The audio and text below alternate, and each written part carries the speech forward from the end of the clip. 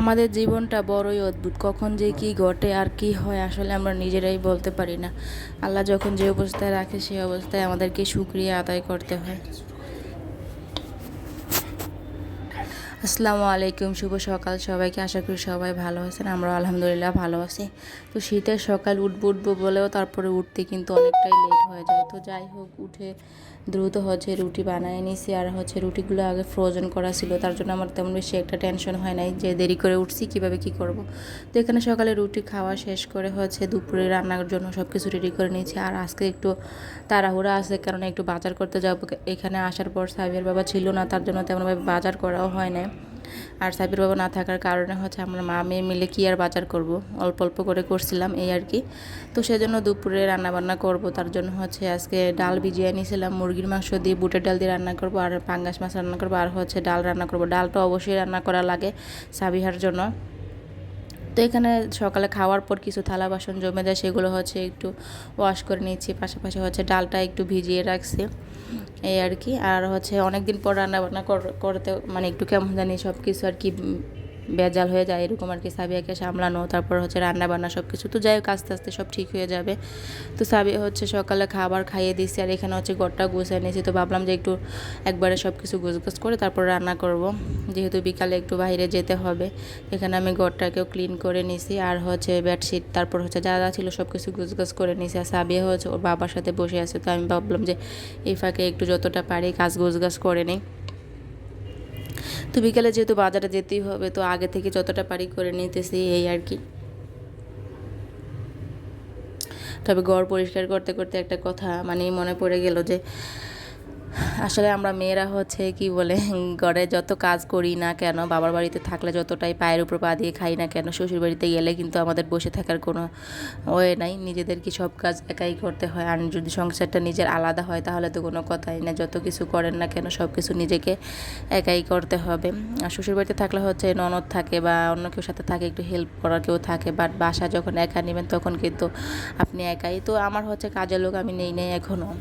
আর আমার নিজের কাজটা নিজে পছন্দ করতে ভালো লাগে আর কি। আর অন্য কারো কাছ তেমন আমার বেশি পছন্দ না, সেজন্য নেই। আর তাছাড়া এখন আমাদের ছোট সংসার নেওয়ার তেমন একটা ইচ্ছা নেই। যদি আল্লাহ কখনো এরকমভাবে সামর্থ্য দেয় তাহলে কাউকে নিব এই আর কি।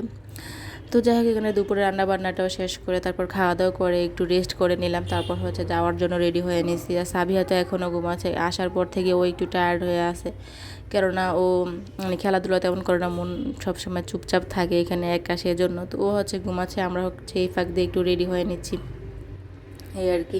আর অবশ্য বাসার জন্য তেমন কোনো কেনাকাটা, কোনো ফার্নিচার কেনাকাটা করবো না, এটা আমি বলেই রাখছিলাম যে এখন এখান থেকে কেনাকাটা করবো না, অন্য কোথাও পোস্টিং যেহেতু হয়ে যাবে তাহলে ওইখানে গিয়ে একবারে আমরা সেট কিনে নিব। আর আমার অবশ্যই কাঠের সব কিছু পছন্দ, সেজন্য আমি ভাবলাম যে যখন আমাদের এরকমভাবে সামর্থ্য হবে তখন ভালোভাবে বানিয়ে নিব এই আর কি। তো এখন যা আছে অল্প কিছু দিয়েই চলি, আর মেয়েটা এখনও ছোট। তো যাই হোক, যেভাবে আর কি বলে না যে আমি যদি অল্প কিছুতেই সুখী থাকতে পারি তাহলে বেশি কিছু দরকার কি। তো আমি সবসময় চেষ্টা করি শখটাকে নিজের সামর্থ্যের মধ্যেই রাখতে, অল্প কিছু দিয়ে চলার চেষ্টা করি এই আর কি। আর আমার মেয়েটা যেহেতু আছে, ওকে নিয়ে যতটা পারি, যতটা আমার সম্ভব হয় ওইভাবেই করি এই আর কি। আর বেশি জিনিস হলে তখন দেখা যাচ্ছে যে আমার পরিবারটাও বড় হবে, তো ওই পরের চিন্তা পরে, এখন আর আগের তেমন চিন্তা করি না। তো যাই হোক, এখানে গোছগাছ করে আমরা বের হয়ে নিছি। আর সাবিয়া আমার হাতটা ধরে আছে, তো মেয়েটার হাতটা ধরে হাঁটতেছি, আর ভাবতেছি যে আমার মেয়েটা এখন ছোট, ওর হাত ধরে আমি হাঁটতেছি, ও আমার হাত ধরে হাঁটতেছে। ওর আর কি বলে, ভাবতেছে যে আমার মাম্মা আছে, তাহলে আমার কোনো ভয় নেই।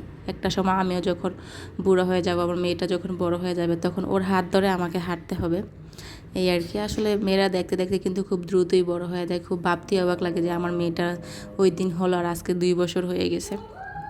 তো এখানে ভাবতে ভাবতে সাবির বাবা গাড়িও নিয়ে নিল, আমরা গাড়িতে উঠে গেলাম মাছের বাজারে।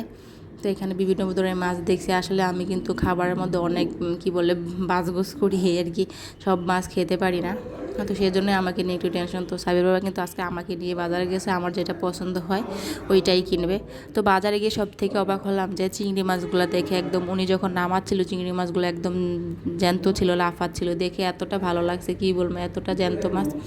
খুবই ভালো লাগছে। আর অন্য সময় যখন বাজারে মানে বাসায় নিত তখন অতটা জ্যান্ত ছিল না। এখানে কেনাকাটা করে তারপর হচ্ছে সাব্বির বাবা বললো যে একটু ফুচকা খেয়ে নেন। ফুচকার অফার যেহেতু করছে তাহলে সেটা কিন্তু অবশ্যই নিষেধ করার মতো না, ফুচকা তো অবশ্যই খাবো।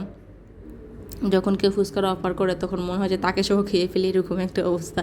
তো যাই হোক, সাথে হচ্ছে শীতকাল যেহেতু একটু পিঠা খাবো না সেটা তো হতেই পারে না। তো খাওয়ার পর হচ্ছে মানে এই প্রথম হচ্ছে আমরা ব্যান গাড়িতে উঠলাম। আমি কখনো ব্যান গাড়িতে উঠে কোথাও যাই না, এখানে নাকি ব্যান দিয়ে চলাফেরা করে। তো উঠে আমরা ভাবলাম যে একটু কেন নয় ভিডিও করে নেই, এই মুহূর্তটা স্মৃতি হয়ে থাকবে আমাদের। তো উঠলাম, আসলাম আর কি, ভালোই লাগলো। ভয় ভয় লাগছে যেহেতু ফার্স্ট টাইম, এই আর কি।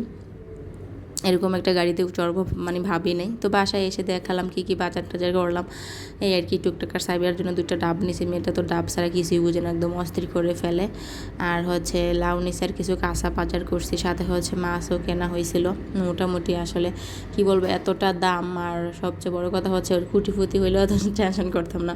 সব কিছু আমাদেরকে নিজেদের মধ্যে কি বলে নিজেদের সামর্থ্যের মধ্যে হচ্ছে সীমাবদ্ধ রাখতে হয়, এই আর কি। তো যতটা পসিবল ওইভাবেই চলে যা কিনতে মন চাইছে। সাবিয়ার হচ্ছে চিংড়ি মাছ খুবই পছন্দ, তো ওর জন্য চিংড়ি মাছটা নেওয়া হয়েছে। মানে ও সব সময় ও আমার থেকে ভালো ভালো মাছ পছন্দ করে খেতে, এই আর কি। তো মেয়েটার জন্য সব কিছু আগে যা করি সব কিছু ভেবে চিন্তেই করি যে মেয়েটা কী খাবে, কী পছন্দ করবে, ওর কথা চিন্তা করে তারপর হচ্ছে আমরা আমাদের কথা চিন্তা করি, এই আর কি।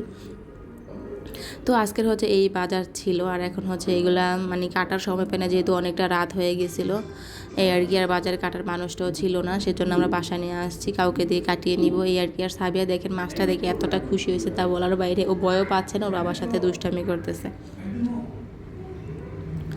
তো যাই হোক, মামুনিটার খুশি দেখলে আমার কাছে সত্যিই ভালো লাগে, যেহেতু আমাদের একটাই মেয়ে আর ও অসুস্থ থাকে প্রায় সময়। ও যখন খুশি থাকে সত্যি বলবো কতটা যে ভালো লাগে আসলে বলে বোঝানোর মতো না। তো এখানে সব কিছু কাটাকাটি করা শেষে মাছের ভিতরে দেখলাম এত বড় একটা ডিম।